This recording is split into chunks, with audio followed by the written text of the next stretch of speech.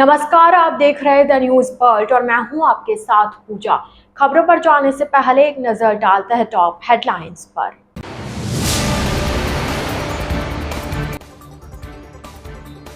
राज्यपाल ने आयुर्वेदिक औषधियों पर शोध और अनुसंधान को बढ़ावा देने पर दिया जोर।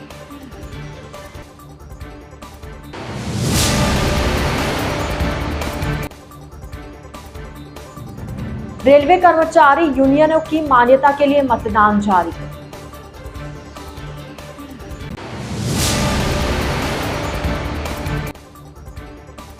जोधपुर रेंज स्तरीय साइक्लोनर टीम की बड़ी कार्रवाई, फरार 25,000 के इनामी आरोपी को गिरफ्तार किया। तो यह थी हेडलाइंस और अब खबरें विस्तार से। राज्यपाल व कुलाधिपति हरिभाऊ बागड़े ने कहा कि आयुर्वेद के भारतीय ज्ञान को युगानुकूल बनाते हुए इससे जुड़ी दुर्लभ औषधियों का पेटेंट प्रमाणीकरण और इससे जुड़े स्वास्थ्यवर्धक गुणों का अधिकाधिक प्रसार किया जाए।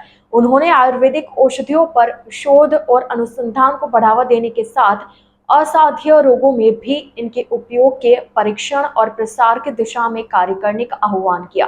राज्यपाल गुरुवार को डॉक्टर सर्वपल्ली राधाकृष्णन राजस्थान आयुर्वेद विश्वविद्यालय द्वारा आयोजित 3 दिवसीय आयुर्वेदिक औषधि माननीकरण चुनौतियां और समाधान विषयक अंतर्राष्ट्रीय संगोष्ठी के उद्घाटन समारोह में बोल रहे थे। राज्यपाल ने इस दौरान विश्वविद्यालय के अंतर्गत बने होम्योपैथी महाविद्यालय के भवन का भी लोकार्पण किया। राज्यपाल ने कहा कि आयुर्वेदिक औषधियों की ब्रांडिंग और पैकेजिंग भी इस तरह से हो कि वह उपयोग के लिए आकर्षित करे। उन्होंने इनके विपणन की कारगर नीति पर भी कार्य करने पर जोर दिया। राज्यपाल ने प्राचीन भारतीय आयुर्वेद ज्ञान की चर्चा करते हुए आत्रेय, चरक, सुश्रुत आदि द्वारा प्रवर्तित चिकित्सा प्रणालियों के उपयोग और संभावनाओं पर कार्य करने पर जोर दिया। उन्होंने आयुर्वेदाचार्यों से आग्रह किया कि वे प्राचीन भारतीय ज्ञान के धरोहर को जन जन तक सुलभ कराएं। उन्होंने औषधीय प्रयोजनों के लिए जड़ी बूटी के उपयोग और लिखित ग्रंथों के महत्व पर भी कार्य करने पर जोर दिया।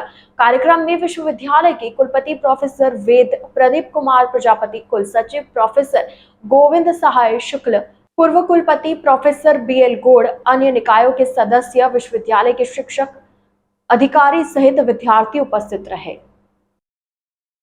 राजस्थान आयुर्वेद विश्वविद्यालय के जोधपुर द्वारा आयोजित 3 दिवसीय अंतर्राष्ट्रीय सेमिनार में राजस्थान की धरती पर आप सभी का हार्दिक स्वागत और अभिनंदन करता हूं। आप सभी के साथ इस अंतर्राष्ट्रीय सेमिनार में शामिल होकर मुझे अत्यधिक प्रसन्नता हुई है। अपने आता आयुर्वेदिक औषधि यहाँ मानकीकरण, इसका भी विचार होना चाहिए। मानकीकरण वो तो मानक और उसका ग्रेड होता है वो, और समाधान, उससे क्या समाधान मिलेगा, और ये विषय में महत्वपूर्ण यहाँ बात कही जाएगी। जो संगोष्ठी का कार्यक्रम रखा है, देश भर से, विदेश से कुछ यहाँ तज्ञ लोग आए हैं, वो भी अपना अपना यहाँ मनोगत सादर करेंगे और उससे आयुर्वेद का महत्व, आयुर्वेद की जरूरी और आयुर्वेद इतना जो अपने पास उसका कोई भी उत्पादन करना है तो उसका रॉ मटेरियल महत्व का रहता है। और ये आयुर्वेद का तो सभी रॉ मटेरियल हमारे देश में है, हमारे जिला में है, हर गांव में। रेलवे में कर्मचारी यूनियनों की मान्यता के लिए बुधवार से प्रारंभ हुई चुनाव प्रक्रिया के अंतर्गत आज दूसरे दिन भी मतदान जारी रहा। पहले दिन जोधपुर मंडल पर 58.17% रेल कर्मचारियों ने अपने मताधिकार का प्रयोग किया। गुरुवार को दूसरे दिन भी रेल कर्मचारियों में मतदान को लेकर उत्साह दिखाई दिया। उत्तर पश्चिम रेलवे के जोधपुर मंडल के चुनाव पीठासीन अधिकारी अपर मंडल रेल प्रबंधक राकेश कुमार खराड़ी ने बताया कि रेलवे कर्मचारी यूनियनों की मान्यता के लिए करवाए जा रहे गुप्त मतदान के तहत बुधवार को पहले दिन 21 मतदान केंद्रों पर कुल 8,911 में से 5,184 मतदाताओं ने अपने मताधिकार का प्रयोग किया। इसके बाद आज दूसरे दिन भी निर्धारित सभी 21 मतदान केंद्रों पर वोटिंग प्रक्रिया जारी रही। जोधपुर मंडल के सभी मतदान केंद्रों पर मतदाताओं ने उत्साहपूर्वक और शांतिपूर्ण तरीके से मतदान किया। इस चुनाव द्वारा अधिकतम 2 यूनियनों को मान्यता प्रदान की जानी है। वह यूनियनों का अधिकतम कार्यकाल 5 वर्षों का होगा। चुनावों में विजय होने वाली यूनियन रेल कर्मचारियों के मुद्दों पर रेल प्रशासन के साथ चर्चा के लिए अधिकृत होंगी। रेलवे में संगठन के मान्यता प्राप्त संगठनों के लिए चुनाव हुए। ये कंटिन्यू 4 से लेकर 6 तक थे। 4-5 को ऑफिस स्टाफ और यहाँ के जनरल स्टाफ का था। 6 तारीख को रनिंग स्टाफ का है। अभी तक जो 4 और 5 को जो वोटिंग हुई है करीब 70% के करीब हुई है। वर्कशॉप में 80% जारी है और आगे बढ़ने की संभावना है। करीब 80 से 90% वोट होने की संभावना है और हमारा संगठन हमें पता चल रहा है कि अच्छे मतों से जीत रहा है। रेलवे में मान्यता के चुनाव में 4, 5, 6 उसमें उत्तर पश्चिम रेलवे कर्मचारी संघ को कर्मचारियों का भरपूर सहयोग मिल रहा है और हम उम्मीद करते हैं कि इस बार चुनाव में हम अवश्य मान्यता की ओर बढ़ रहे हैं। हमारा जो मुख्य मुद्दा है ओपीएस का, उसके लिए हम जब तक ओपीएस नहीं होती हम संघर्ष करते रहेंगे।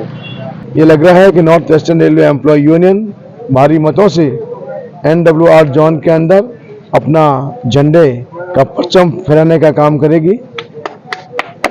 ऑल इंडिया रेलवे फेडरेशन ने सदैव रेल कर्मचारियों के हित में काम करते हुए कर्मचारियों के जीवन स्तर को ऊंचा उठाने का काम किया है। निश्चित तौर पर 12 तारीख को जो परिणाम आएगा, हम सब मिलकर इस मंडल के अंदर जो कर्मचारियों की समस्या है, रेलवे बोर्ड स्तर पर जो समस्या है, उसका पॉजिटिव वे में निराकरण करने के लिए युद्ध स्तर पर प्रयास करने का काम करेंगे। शैक्षिक संचार संकाय नई दिल्ली की ओर से 16वें प्रकृति अंतर्राष्ट्रीय वृत्तचित्र फिल्म महोत्सव के दूसरे दिन डॉक्यूमेंट्री फिल्मों की स्क्रीनिंग की गई। आज 7 फिल्मों का प्रदर्शन हुआ। इन पर विचार साझा किए गए। साथ ही फिल्म के प्रोड्यूसर और निर्माता ने दर्शकों द्वारा पूछे गए सवालों के जवाब दिए। फिल्म महोत्सव का समापन शुक्रवार को होगा। इसमें विजेता वृत्तचित्रों को पुरस्कृत किया जाएगा। CEC नई दिल्ली और जयनारायण व्यास विश्वविद्यालय जोधपुर EMMRC की मेजबानी में 4 से 6 दिसंबर तक जयनारायण व्यास स्मृति भवन टाउन हॉल में किया जा रहा है। महोत्सव का उद्घाटन राजस्थान के राज्यपाल हरिभाऊ बागड़े ने किया। शैक्षिक संचार संकाय consortium for educational communication new Delhi EMRC Jodhpur Jainarayan Vyas university Jodhpur के साथ मिलकर 16वां अंतर्राष्ट्रीय प्रकृति फिल्म फेस्टिवल यहाँ कर रहा है। ये 3 दिन का महोत्सव है जिसमें हम 4 श्रेणियों में फिल्मों की स्क्रीनिंग कर रहे हैं। ये 4 श्रेणियाँ एनवायरनमेंट, डेवलपमेंट, ह्यूमन राइट्स और क्लीन इंडिया कैंपेन, स्वच्छ भारत जिसको कहते हैं, उन विषयों पे यहाँ सारगर्भित फिल्मों को दिखाया जा रहा है।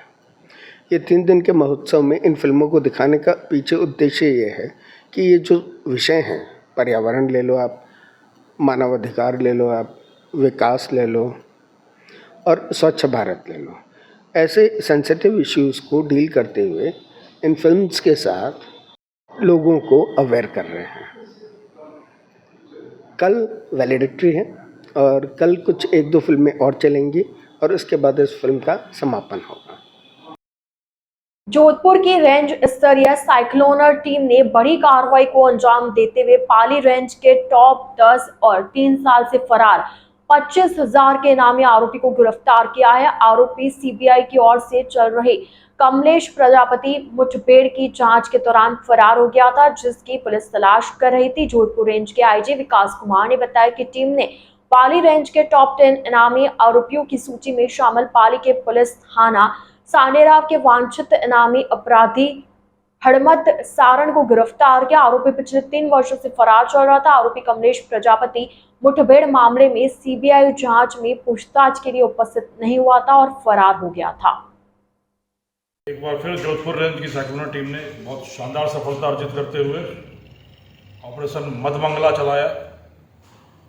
3 सालों से फरार 25,000 के पाली रेंज के टॉप 10 में शामिल 25,000 के इनामी अपराधी हनुमत सारण पुत्र दुर्गाराम सारण निवासी सिंधरी बाड़मेर को उदयपुर से गिरफ्तार करने में सफलता अर्जित की। आज से 3 वर्षों पहले सांडेराव थाना अधिकारी की गाड़ी पर हमला करके एक दुर्दांत अपराधी थानाधिकारी को बुरी तरह से घायल करके भाग निकलने में कामयाब हो गया था। जिस अपराधी की कमलेश प्रजापति की बाद में बाड़मेर पुलिस के साथ हुई मुठभेड़ में मृत्यु हुई थी, उस अपराधी को उस अपराध के दौरान भगाने में एक सूत्रधार की भूमिका में रहा था हनुमत सारण, और पिछले 3 वर्षों से फरार होकर मध्य प्रदेश राजस्थान की सीमा पर रहकर मादक द्रव्यों की तस्करी में लिप्त होने की संभावना है इसके। पुलिस को यह सूचना थी, साइक्लोन टीम को, रेंज की साइक्लोन टीम को यह सूचना थी कि पिछले 3 सालों से 2 कुख्यात वांछित अपराधी जो बाड़मेर क्षेत्र के रहने वाले हैं, मध्य प्रदेश की सीमा पर रहकर लगातार तस्करी में लिप्त हैं। उस सूचना को विकसित करके कल पुलिस की टीम जब वहां पहुंची, 2-3 दिन पहले पहुंची, मध्य प्रदेश की सीमा में पर्टिकुलर ठिकाने पर, विशेष ठिकाने पर पहुंची। वहां बैठकर अभी टीम योजना बना रही थी एक चाय की दुकान पर बैठकर कि तभी यह हनुमत सारण उस चाय की दुकान पर पहुंच गया और अनजान लोगों को देखकर उसको शक हो गया कि यह पुलिस हो सकती है और ये वहाँ से तत्काल भाग निकला। लगातार गाड़ियाँ बदलता हुआ, वाहन बदलता हुआ भागता रहा। टीम साए की तरह इसके पीछे रही। अंत में इसकी सूचना एक बस में होने की मिली। एक स्टॉप पे उस बस में एक पुलिस के आदमी को चढ़ाया गया और उदयपुर जो मंजिल थी बस की, वहाँ पहुँचने पर इसको सुरक्षित स्थान पर पुलिस ने धर दबोचा।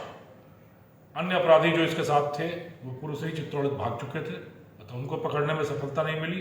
फिर पुनः उनको पकड़ने में सफलता मिलेगी। यह 59वीं सफलता है साइक्लोन टीम की, जब पाली रेंज का टॉप 10 में शामिल अपराधी 25,000 का दुर्दांत अपराधी हनुमत सारण ऑपरेशन मधमंगला के तहत पकड़ा गया है। इस प्रकार लगातार अपराधियों की धरपकड़ जारी है। इन अपराधियों के लिए बड़ा स्पष्ट संदेश है पूरी राजस्थान पुलिस का कि यह जो तुम पुलिस से डरकर लगातार भाग रहे हो, हर रोज हर रात आधी नींद से जाग रहे हो, यह तुम्हारी करनी है। द न्यूज बर्ड के इस बुलेटिन में फिलहाल वक्त हो चला एक छोटे से ब्रेक का। ब्रेक के बाद जल्द हाजिर होंगे। आप बने रहिए द न्यूज बर्ड के साथ।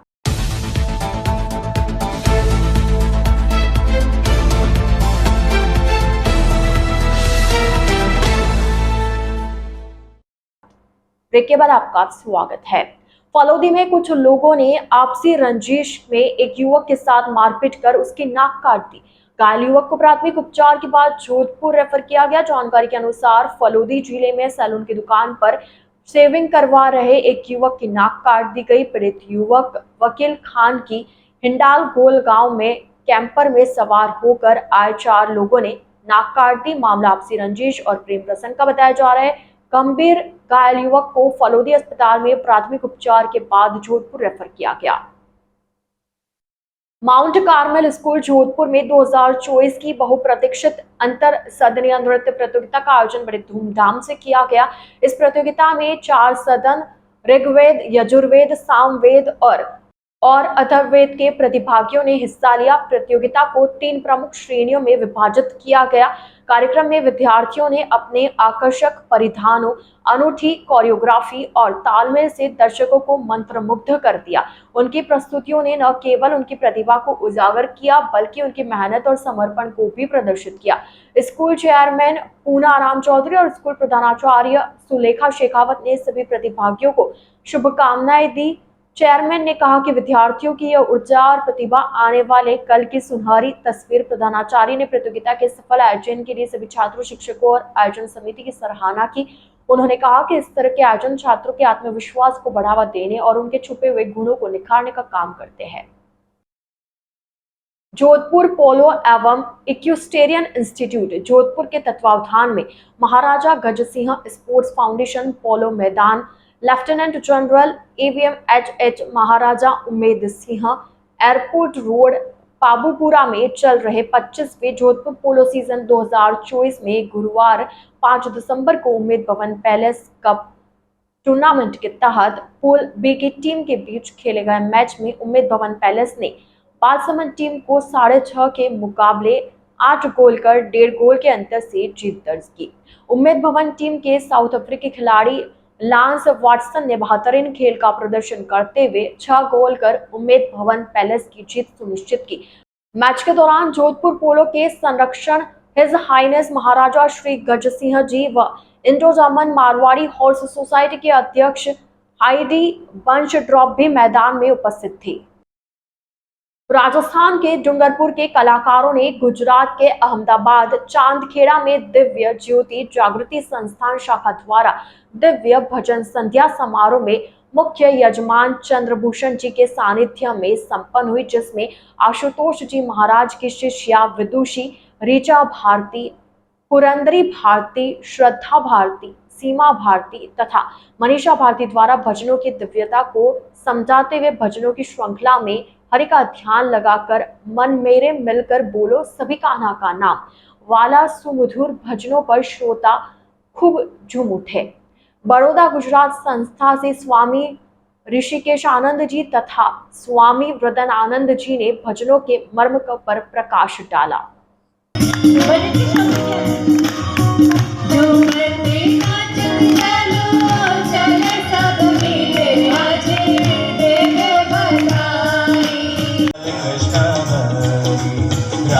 कृष्ण हरि गोपाल कृष्ण हरि नाम कृष्ण हरि गोपाल कृष्ण हरि राम कृष्ण हरि।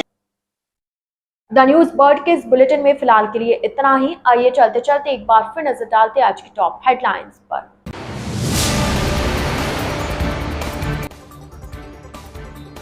राज्यपाल ने आयुर्वेदिक औषधियों पर शोध और अनुसंधान को बढ़ावा देने पर दिया जोर।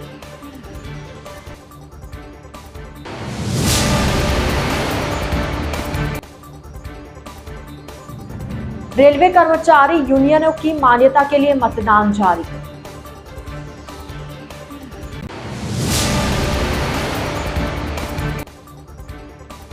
जोधपुर रेंज स्तरीय साइक्लोनर टीम की बड़ी कार्रवाई, फरार 25,000 के इनामी आरोपी को गिरफ्तार किया। तो अब दीजिए इजाजत पूजा को, आप इसी तरह बने रहिए द न्यूज बर्ड के साथ। नमस्कार।